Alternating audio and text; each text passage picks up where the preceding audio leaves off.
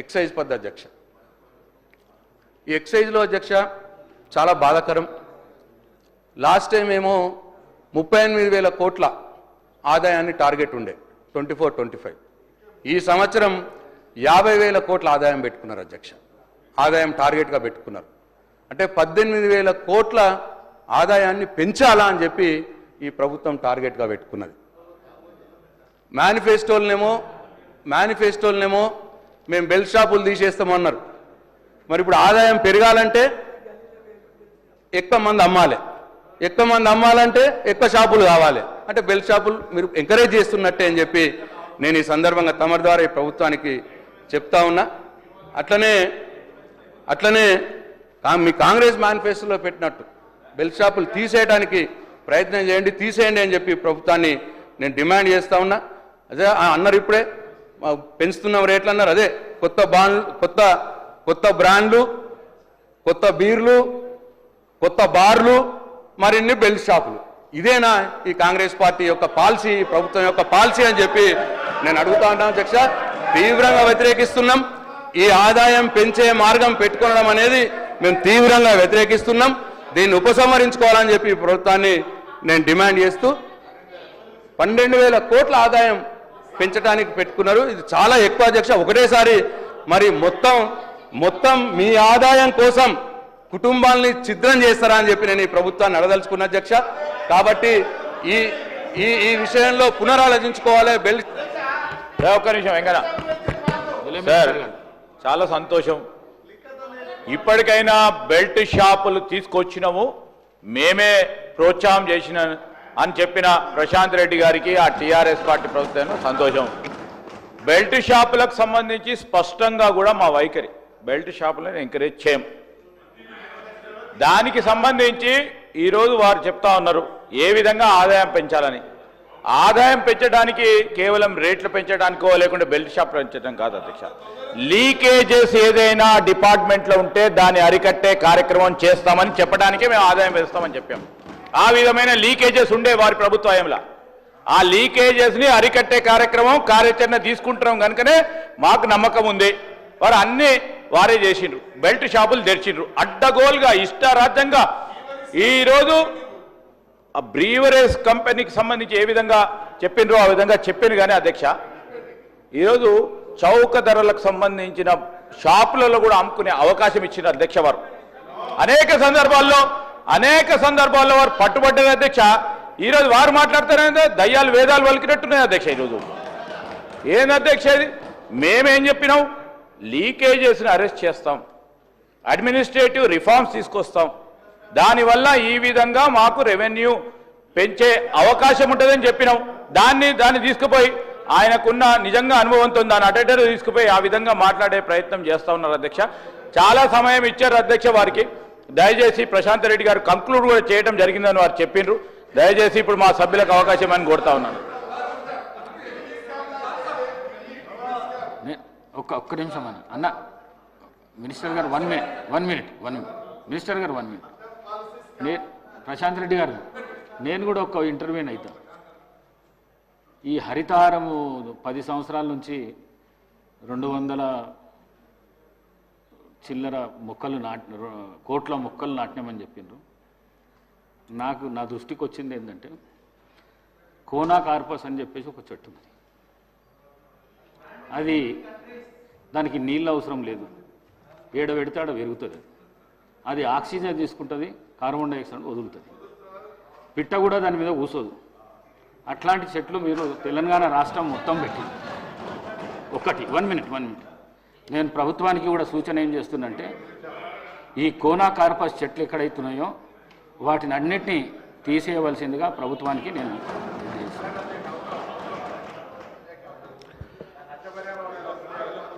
Sir, అది 270 కోట్ల మొక్కల్లో అనేక రకాల మొక్కలు ఉన్నాయి సార్. దాంట్లో మీరు చెప్పింది ఉంటే వెరిఫై చేపియండి సార్. అట్లనే వెరిఫై చేపియండి సార్. 1 మినిట్ ఒక్క నిమిషం 1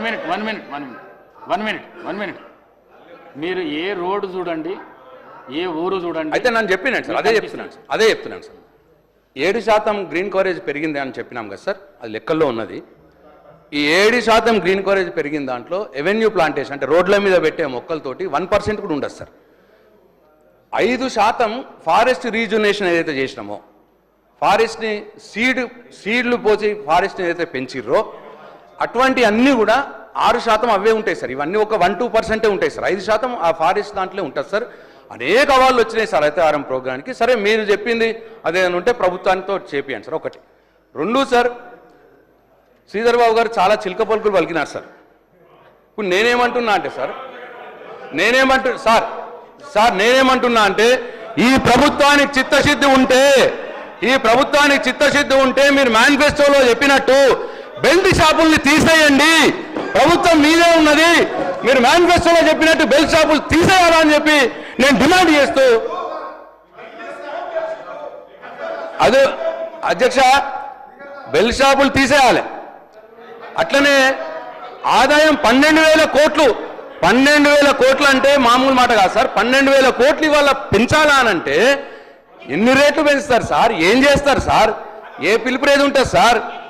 ఇదంతా కూడా సార్ ఇది అన్యాయం సార్. 12,000 కోట్లు పెంచడం అయితే ప్రజల్ని మంది ఎక్కువ తాగిపోయడం, లేకపోతే ప్రజల మీద భారం మోపడం, ఈ 2 విషయాలే మరి టార్గెట్గా పెట్టుకున్నారు. దయచేసి దీని మీద పునరాలోచించాలి. బెల్ షాపులు ఎత్తేయాలి. ఈ 12,000 కోట్లు ఆదాయం పెంచాలన్న దాన్ని వాపస్ తీసుకోవాలని చెప్పి నేను డిమాండ్ చేస్తూ సెలవు తీసుకుంటున్నాను. కోమటిరెడ్డి వెంకటరెడ్డి సార్ దాదాపు 1 మినిట్ ఎక్సైజ్ మినిస్టర్ గారు. అధ్యక్ష, గౌరవ ప్రశాంత్ రెడ్డి గారు మాట్లాడుతూ ఎక్సైజ్ ఆదాయాన్ని ఎట్లా పెంచుతారు అంటూ ప్రస్తావించడం జరిగింది. అధ్యక్ష, ఆ విషయానికి వస్తే అసలు ఎక్సైజు ఆదాయానికి సంబంధించి పెంచింది ఎవరు అధ్యక్ష? 2014 జూన్ 2 తెలంగాణ రాష్ట్రం ఏర్పడ్డ సందర్భంలో తెలంగాణ రాష్ట్రానికి వచ్చినటువంటి ఎక్సైజ్ ఆదాయం ఆనాడు వస్తున్న ఆదాయం సుమారుగా 9,000 కోట్ల అధ్యక్ష. సుమారుగా అదే 2023 డిసెంబర్ 6 నాటికి వాళ్ళ ప్రభుత్వ పరిపాలన దిగిపోయే నాటికి మొత్తం ఆదాయము 34,000 కోట్ల అధ్యక్ష. అంటే 9,000 నుంచి 35,000 కోట్ల రూపాయలు ఎక్సైజ్ ఆదాయం అంటే అధ్యక్ష వాస్తవాలు వినాలా, 25,000 కోట్ల రూపాయల ఆదాయం పెంచింది ఎవరు? నెంబర్ 1. రెండవది, వారు మాట్లాడుతున్నారు, నేను ఇక్కడ లేను కాబట్టి అయినా కూడా ఏదైతే 12,000 కోట్ల రూపాయలు ఎట్లా పెంచుతామన్నారు అధ్యక్ష, వాళ్ళు దిగిపోయే నాటికి వాళ్ళు ప్రపోజ్ చేసినటువంటిది 39,000 కోట్ల రూపాయలు వాళ్ళు చూపించారు. దానిపైన 3%, 4% యాడ్ చేయడం జరిగింది. అంటే 4,000 రూపీస్, 4,000 crores. అంటే మీరే ప్రపోజ్ చేసిర్రు. 12,000 కోట్లలో 9,000 కోట్లు, 34,000 ఆదాయం రాంగా, 34 కోట్ల ఆదాయం రాంగా మళ్ళీ 9,000 కోట్లు పెంచుతామని మీరు ప్రపోజ్ చేసినటువంటి బడ్జెట్ ఎస్టిమేషన్ ఉండింది. దానిపైన ఓన్లీ 4,000 crores చూపించడం జరిగింది. రెండవది అధ్యక్ష, ఇవన్నీ ఎట్లా పెరిగినాయి? ఎందుకు పెంచిండ్రు? ఎవరి రాష్ట్రాన్ని ఈ స్థాయి తీసుకొచ్చింది? ఎవరిటువంటి అలవాట్లు నేర్పింది? అధ్యక్ష రెండవది అధ్యక్ష, మరి వాస్తవ పరిస్థితి ఉంటే ఈ ప్రభుత్వం వచ్చిన తర్వాత మీరు పన్నులు పెంచుతూ ఆదాయం పెంచారు. ఈ ప్రభుత్వం వచ్చినటువంటి 13-14 మాసాల్లో 1% కూడా పన్ను ట్యాక్స్ పెంచలేదు. రెండవది, మీరు చెప్పిన లెక్క ప్రకారం చూస్తే అధ్యక్ష, మరి 10 సంవత్సరాల కాలంలో 9,000 కోట్లది 34,000 కోట్లు, 25,000 కోట్లు, అంటే ఆల్మోస్ట్ 400%. Subject correction, almost 400%. 10 సంవత్సరాలు 400% అంటే సంవత్సరానికి ఎంత అధ్యక్ష? 40%. మీరు చూపించినటువంటి 34,000 కోట్లలో ఈ ప్రభుత్వం మీ లెక్క ప్రకారం పెంచాలంటే మరి 34,000 కోట్లు 40% ఎంత అధ్యక్ష? ఆల్మోస్ట్ 15,000 కోట్ల రూపాయలు. అంటే 35, 17, 50,000 కోట్లు కావాలా. ఆదాయం యాక్చువల్గా ఈ ప్రభుత్వం వచ్చిన తర్వాత పెంచలేదు, పెరగలేదు, ఇంకా కొంత తగ్గింది.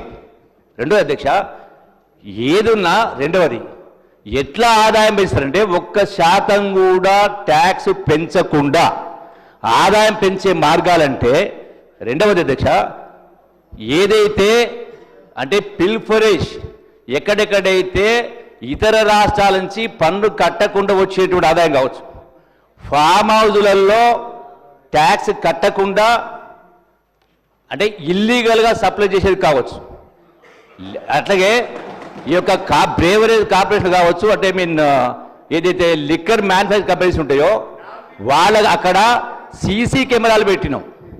ఆ సీసీ కెమెరాలను ఏదైతే పోలీస్ కమాండ్ కంట్రోల్ సెంటర్కు అనుసంధానం చేసినాం. దాంతో పాటుగా ఎనర్జీ ఎంత కావాల్సింది అంటే పవర్ కన్సంప్షన్ ఎంత అయింది, యాక్చువల్ ఫ్యాక్టరీ ఎస్టాబ్లిష్మెంట్ కెపాసిటీ ఎంత, అంటే ఇల్లీగల్ అయిందా, అంటే వీటి ద్వారా టోటల్గా అట్లాగే చెక్ పోస్ట్ బలోపేతం చేయడం, ఇవన్నీ కూడా చేసే ద్వారా ₹1 పెంచకుండా ఇవన్నీ చేయకుండా ఆదాయం అనేది పిల్ఫరేజ్ను అరికట్టే దానిలో భాగంగా ప్రభుత్వానికి ఆదాయం పెరగవచ్చు. కానీ మీ లెక్క ప్రభుత్వ ఆదాయం పెంచడం కోసం 400% ట్యాక్స్లు పెంచారు. మాట్లాడితే అర్థం ఉండాలి వచ్చా, ఉల్టా చోర్ కొత్వాల్ గుడ్డ అంటేనట్టుగా దొంగ అరిసినట్టుగా మాట్లాడితే ఏమైనా న్యాయం ఉంది అధ్యక్ష? ఇదే కాదు, ఏ అంశంలో కూడా వాస్తవాలు ఒకటి ఉంటా ఉన్నాయి, ప్రచారం ఇంకోటి చేస్తూ ఉన్నారు. ఇది దుర్మార్గమైనటువంటిది.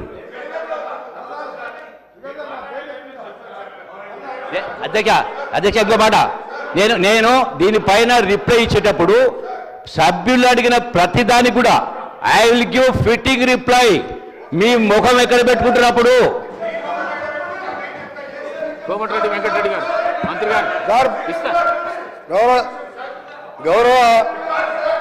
గౌరవ సభ్యులు అవకాశం ఇస్తా సార్, మీరు నాకు అవకాశం ఇచ్చింది మరి తర్వాత క్లారిఫై సార్. గౌరవ సభ్యులు ప్రశాంత్ రెడ్డి గారు అధికారం పోయి సంవత్సరం అయిందో లేదో ఒక కొత్తగా ఎమ్మెల్యే అయినట్టు 10 ఏళ్ళు అధికారంలో ఉండి ప్రశాంత్ రెడ్డి గారు మాట్లాడిన మాటలు చూస్తుంటే కొత్తగా ఎమ్మెల్యే మొదటిసారి వచ్చిండ్రు సభకు, ఆ విధంగా మాట్లాడడం చూస్తే నిజంగా బాధేస్తుంది అధ్యక్ష. 10 ఏళ్ళు అధికారం ఉన్నది వాళ్ళే. ఇవాళ మా శ్రీధర్ బాబు గారు ఎలాంటి వ్యక్తో గౌరవ మంత్రి అందరికీ తెలుసు. ఆయన పట్టుకుని చిలక పలుకులు అంటున్నారు. ఎవరు మాట్లాడిన చిలక పలుకులు? ఎవరు మీ మేనిఫెస్టో 2014 ఏం చెప్పిండ్రు? దళిత ముఖ్యమంత్రి చేయకుంటే ఏం చేసుకుంటా అన్నారు మీరు? అవి చిలక పలుకులు. మా శ్రీధర్ బాబు కాదు. అందుకే అధ్యక్ష నేను సబ్జెక్ట్లో పోతున్నా. ఇంతకుముందు ఏంటంటే చిలక పలుకులన్నీ తప్పు. కన్సర్న్ మినిస్టర్ గారిని ఆ విధంగా సంబోధించడం, ఆ చిలక పలుకు ఏదో చెప్పగలుగుతుంటే నేను గంట చెప్తాను. నేను ఒకటి 2 విషయాలు. ఒకటి మీరు కొద్దిగా సమయం ఇవ్వండి, ఎందుకంటే మా సభ్యులు నేను డిమాండ్స్ అంటే 5 నిమిషాలు 10 నిమిషాలు మాట్లాడతారు. ఏదో మొత్తం 10 ఏళ్ళల్లో బ్రహ్మాండంగా అన్ని రోడ్లు వేసేసినాం అంటే ఇప్పుడు మాకు పనే ఉండకపోతుంది. నాకు ఇవాళ 6,600 కోట్ల రూపాయలతో ఇవాళ